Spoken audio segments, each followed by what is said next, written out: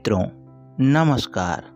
अपनी हत्या से कुछ ही पहले अमेरिका के राष्ट्रपति जॉन एफ कैनेडी ने कहा था कि अगर कोई अमेरिका के राष्ट्रपति को मारना चाहता है तो ये कोई बड़ी बात नहीं होगी, बशर्ते हत्यारा ये तय कर ले कि मुझे मारने के बाद वो अपना जीवन देने के लिए भी तैयार है।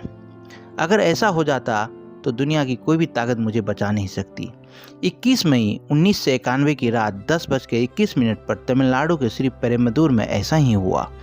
30 साल की एक नाटी, काली और गठीली लड़की चंदन का एक हार लेकर भारत के पूर्व प्रधानमंत्री राजीव गांधी की तरफ बढ़ी। जैसे ही वो उनके पैर छूने के लिए झुकी, कानों को बहरा कर देने वाला धमाका हुआ। उस समय मंच पर राजीव के सम्मान में एक गीत गाया जा रहा था, राजीव का जीवन हमारा जीवन है। अगर वो जीवन इंदिरा गांधी के बेटे को समर्पित नहीं तो वो जीवन कहाँ का। वहाँ से मुश्किल से 10 गज की दूरी पर गल्फ न्यूज़ की संवाददाता और इस समय डेक्कन क्रॉनिकल बेंगलुरु के स्थानीय संपादक नीना गोपाल राजीव गांधी के सहयोगी सुमन दुबे से बात कर रही थी। नीना याद करती है, मुझे सुमन से बातें करते हुए 2 मिनट भी नहीं हुए थे कि मेरी आंखों के सामने बम फटा। मैं आमतौर पर सफ़ेद कपड़े नहीं पहनती। उस दिन जल्दी में मैं एक सफ़ेद साड़ी पहन ली। बम फटते ही मैंने अपनी साड़ी की तरफ देखा तो वो पूरी तरह से काली हो गई थी। उस पर मांस के टुकड़े और खून के छींटे पड़े हुए थे। ये एक चमत्कार था कि मैं बच गई। मेरे आगे खड़े सभी लोग उस धमाके में मारे गए थे। नीना बताती है, बम के धमाके से पहले पट पट की पटाखे जैसे आवाज़ सुनाई दी थी। फिर एक बहुत बड़ा हुश हुआ और जोर धमाके के साथ बम फटा। जब मैं आगे बढ़ी तो मैंने देखा कि लोगों के कपड़ों में आग लगी हुई है। लोग चीख रहे थे और चारों तरफ भगदड़ मची हुई थी। हमें पता नहीं था राजीव गांधी जीवित हैं या नहीं। श्री पेरुम्बदूर में उस भयंकर धमाके के समय तमिलनाडु कांग्रेस के तीनों चोटी के नेता जी.के. मूपनार, जयंती नटराजन और राममूर्ति मौजूद थे। जब धुआं छटा तो राजीव गांधी की तलाश शुरू हुई। उनके शरीर का एक हिस्सा औंधे मुंह पड़ा हुआ था। उनका कपाल फट चुका था और उसमें से निकलकर उनके सुरक्षा अधिकारी पी.के. गुप्ता के पैरों पर गिरा हुआ था, जो स्वयं अपनी अंतिम घड़ियां गिन रहे थे। बाद में जी.के. मूपनार ने एक जगह लिखा, जैसे ही धमाका हुआ लोग दौड़ने लगे। मेरे सामने छत विछत सब पड़े हुए थे। राजीव के सुरक्षा अधिकारी प्रदीप गुप्ता अभी भी जिंदा थे। उन्होंने मेरी तरफ देखा, कुछ बुदबुदाए और मेरे सामने ही दम तोड़ दिया, मानो वो राजीव गांधी को किसी के हवाले करके जाना चाह रहे थे। मैंने उनका सिर उठाना चाहा, लेकिन मेरे हाथ में सिर्फ मांस के लोथड़े और खून ही आया। मैंने तौलिए से उन्हें ढक दिया। बाद में जी.के. मूपनार ने एक इंटरव्यू में बताया, सारे पुलिस वाले मौके से भाग खड़े हुए। मैं सबों को देख रहा था, इस उम्मीद के साथ कि मुझे राजीव न दिखाई दे। पहले मेरी नज़र प्रदीप गुप्ता पर पड़ी।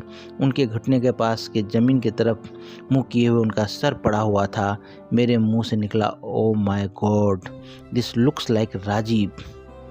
कि वही सोनिया की जीवनी में लिखते हैं, फ़ोन चेन्नई से आया था। इस बार फ़ोन करने वाला हर हालत में जॉर्ज या मैडम से बात करना चाहता था। उसने कहा कि वो खुफिया विभाग से है। हैरान परेशान जॉर्ज ने पूछा, राजीव कैसे हैं। दूसरी तरफ से 5 सेकंड तक शांति रही, लेकिन जॉर्ज को लगा कि ये समय ख़त्म नहीं होगा। वो भर्राई हुई आवाज़ में चिल्लाए, तुम बताते क्यों नहीं कि राजीव कैसे हैं। फ़ोन करने वाले ने कहा, सर वो इस दुनिया में नहीं है। और इसके बाद लाइन डेड हो गई। जॉर्ज घर के अंदर की तरफ मैडम मैडम चिल्लाते हुए भागे। सोनिया अपने नाउट गाउन में फ़ौरन बाहर आई और उन्हें आवाज़ हो गया था कुछ अनहोनी हुई है। आमतौर पर शांत रहने वाले जॉर्ज ने इस तरह की हरकत पहले कभी नहीं की थी। जॉर्ज ने कांपती हुई आवाज़ में कहा, मैडम चेन्नई में एक बम हमला हुआ है। सोनिया ने उनकी आंखों में देखते हुए छूटते ही पूछा, इज ही अलाइव। जॉर्ज की चुप्पी ने सोनिया का सब कुछ बता दिया। रशीद किदवई बताते हैं, इसके बाद सोनिया पर बदहवासी का दौरा पड़ा और 10 जनपद की दीवारों ने पहली बार सोनिया को चीख कर विलाप करते हुए सुना। वो इतनी ज़ोर से रो रही थी कि बाहर के गेस्ट रूम में धीरे धीरे इकट्ठे हो रहे कांग्रेस नेताओं को वो आवाज़ साफ सुनाई दे रही थी।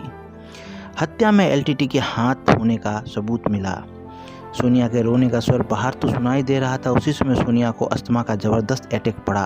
वो करीब करीब बेहोश ही हो गई थी। प्रियंका गांधी उनकी दवा ढूंढ रही थी, लेकिन वो उन्हें मिली नहीं। वो सोनिया को दिलासा देने की कोशिश कर रही थी, लेकिन सोनिया गांधी पर इसका कोई असर नहीं हो रहा था।